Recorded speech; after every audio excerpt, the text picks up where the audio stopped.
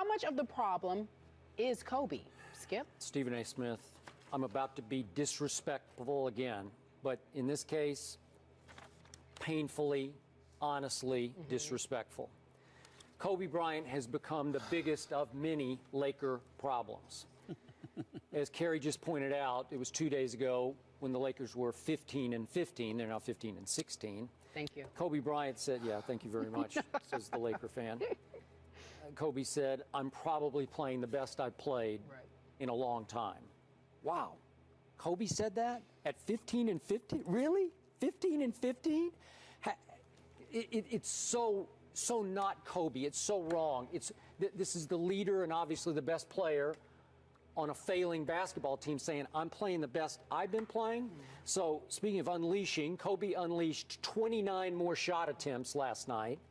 That gave him by far the most of any player in the NBA this season. He's now 121 more shots attempted than Russell Westbrook. Don't get me started on that. That's a whole nother issue for another day.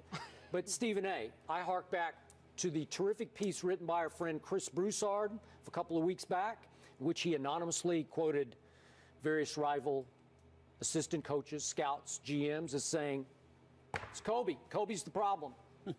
We want Kobe to shoot all he wants to shoot because we can deal with that. We just stop the rest of them. It's Kobe or bust in that offense, and too many times, even under D'Antoni now, it's been bust. And I thought maybe Nash would even it up, and that the click would be that Nash would feed Kobe here and there and get him efficient shots. 29 shots in a home loss to Philadelphia? Are you kidding me? Yeah. That's just pathetic, and that's a problem. Agreed. Where do I begin? Wait, even the Laker fans just agreed with me. Yeah, well, I don't care. You understand? And that's not to knock you. Yes, it is. It is not, because I would not knock her. That's so disrespectful. I would not knock her. I'm just saying, for anybody to agree with you about basketball, we should all be allergic to it. Here's the deal. We should be allergic to it. This is the reality of the situation, Skip. You're not paying attention. Yes, I understand Kobe's averaging. You know, he shot about 121 more shots than even Russell Westbrook. Yeah. He's shooting more shots than anybody in the league. Think about that. 121 more. Don't interrupt with me. Well, Stay with me about because I'm getting to your point. It's Kobe, it's Russell Westbrook, it's LeBron James, it's Kevin Durant. Those are the top 4 shooters in terms of number of shots, field goal attempts in this game. I get where you're coming from. I understand it. But you are supposed to be more informed than this. Look at the Lakers roster. You've got Pau Gasol. He's 32 with bad knees. You've got Meta World Peace. He's 33, and he was slow on a good day. So he's still slower now, even though he can still defend and he's still rough and rugged.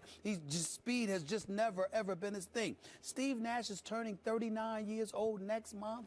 You understand? And then on top of it all, you have Mike D'Antoni in an up-tempo system that encourages people to shoot the ball. You left out the best center in pro basketball, according to you. Well, Dwight Howard, but I understand. But I'm thinking big man because he's launched over 340 more shots than Dwight Howard. There's no doubt about that. And I understand that you can make the argument that Dwight Howard needs to get the ball more.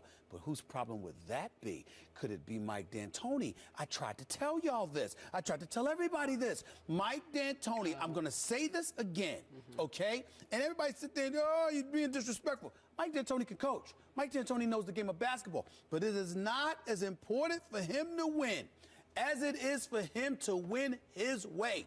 He came to Phoenix with the objective and the agenda to revolutionize the game of basketball on an offensive side of the ball, and he has actually done it because now we don't really have legitimate centers in the game anymore parading all over the place. We have centers disguised or power forwards disguised as centers playing the position. You got everybody with a license to shoot. You and I talked about this inside of 12 seconds. You've got a system in place where you have the license to shoot. And we look at Kobe Bryant. Oh, I'm sorry. He's shooting 47% from the field. Now, you understand? Those are high numbers. He's only dipped a percentage point. 47% shooting from the field is relatively impressive, and he's averaging 30. You look at everybody else is struggling. Antoine Jameson ain't what he used to be, even though he could still play. You hope that Jody Meeks can come on board, but it's Jody Meeks here. We ain't talking Westbrook or somebody like that. You're talking about Meta World Peace. You're talking about an aging and a disabled Pau Gasol still on the court. We're talking about a Dwight Howard who Stan Van Gundy ultimately confessed to the other day. What I have been saying to you all season long is not 100%.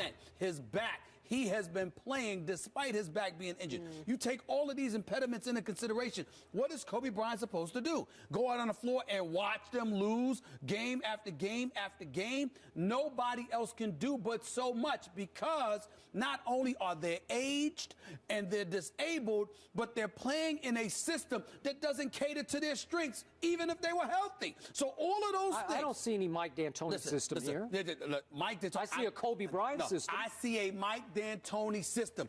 Push the pace, manipulate the pace, keep pushing the ball up the floor, take open shots. So what happens? If Kobe's open, Kobe's going to take it, especially when he's watching other dudes missing shots. The dude is averaging 30 and playing with a bunch of hobbled and aging supporting cast members. This is not a dude that is playing with a bunch of Olympians and, oh, I want to be selfish. This is a dude that's sitting out there and saying, I have no other option, because these dudes ain't ready to roll. Wait until you see what happens to them Friday night against the Clippers. Lord have mercy. You talk about young legs. I don't care how they looked last night. They just took the day off in the Mile High City. Trust me, they'll be ready Friday night. I'm telling you stuff like that. That's what you have to pay attention to. You can't ignore all of those things I just pointed out, because they are entirely accurate. They are entirely on point, which is every reason why Mike D'Antoni should not have been the one picked ahead of Phil Jackson. The point or Brian Shaw, by the way. The point you're missing is the Andrew Bynum point from last year.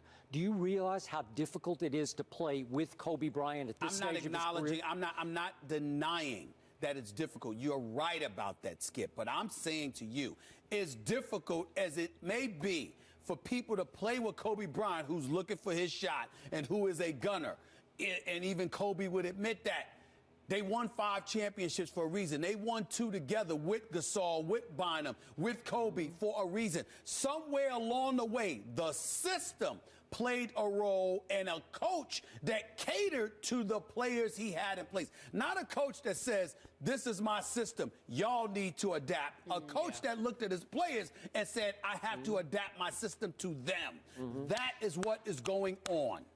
What do you think Michael Jordan at this age, what's Kobe now, 34? 34. Yeah. What would Michael Jordan have done at 34 with this Laker team? I say he would have won the championship with this Laker team. Timeout. This is where you are drastically unfair. It's not the team. I ask you this question. Would Michael Jordan have had that success with this system? I don't see any system. I don't see it. I'm trying to tell you. I do. I'm trying to tell you right now. Would Michael Jordan have had success where everybody around him, even though I respect Steve Kerr's, the B.J. Armstrongs, I respect them too, a Dennis Rodman, a Horace Grant, a Scottie Pippen. All aging players. Ron Harper, No, what I'm Pippen, saying to you is this. Would Michael Jordan have had the same success if Phil Jackson sat there and said, y'all run up and down the floor, feel free to jack up shots when you open? No. Michael Jordan wouldn't have allowed it. Thank you. Yeah. Thank you. But Michael Jordan was empowered by his coach. In L.A., you've got Buss manipulating Kupchak, who hires the coach that they wanted in the middle of the night after sitting there and telling Phil Jackson he had until Monday morning to make a decision. All of this kind of stuff's going on. Kobe, because Dr. Buss is not running the show anymore, it's his son running the show. Kobe doesn't get to have the cachet he once had. When have you ever thought the day will come where you hear Kobe sitting there talking about, look, man, I got faith in the organization. They always figure out a way. I hope they get, things together, blah, blah, blah. You don't hear that. That's what you hear from Kobe now. You never imagine that you hear. This is the dude that came on my radio show years ago and said he'd rather play on Pluto rather than come back and play for the Lakers because he was so disgusted. But that was when he was just beyond reproach. And then they went out and got Gasol in the ultimate heist because they traded away Kwame Brown. That's what happened. But Kobe just blasted the whole team. He just said... No, he didn't blast it. He's a realist. We're old and we're slow. That ain't blasting the team. That's speaking facts. Stephen A., are you saying that Kobe's not the problem, D'Antoni's the problem? I'm saying to you, yes, to some degree, and I hate saying that because I like D'Antoni. I'm not trying to disrespect the man. It's not like he can't coach. He has his system. It doesn't fit these players. I didn't say Mike D'Antoni doesn't deserve to be a head coach. I said he should not have been the coach of the Lakers because His system didn't fit this roster, this personnel. They made the decision because they had Steve Nash, and they ignored all the other parts that they had around them. You don't do that when you're picking a head coach. That's what the Lakers did, and that's why they ain't going anywhere.